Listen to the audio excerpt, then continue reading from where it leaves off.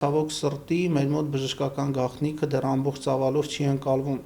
եւ մարդիկ կարող են լինելով բուժաշխատողներ ակամա իմանան այդ տեղեկատվությունը եւ սուրճ խմելու ժամանակ սկսեն պատմել, բա այսօր եկավ մի այսպիսի հիվանդ, այս ինչ խնդիր ուներ, առավել եւս եթե ինքը դատապարտյալ է, դա կարող է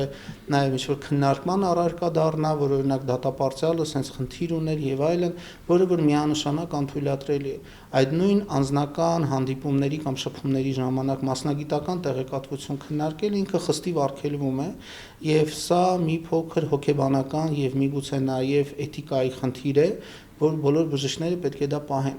Ավելին երբեմն խոսում են բժշկական, այսպես ասած, իմունիտետի կամ դեֆորմացիայի մասին, երբ որ բուժանձնակազմը ինքը այնքան է սովորել այդ տերմինների օգտագործմանը, որ ինքը կարող է ասել, հա, օրինակ, սա այն երևանյան հիվանդությամբ հիվանդ անձն է, կամ կարող են դուռը բացեն, ով է երևանյան հիվանդությունով, եկեք ներս։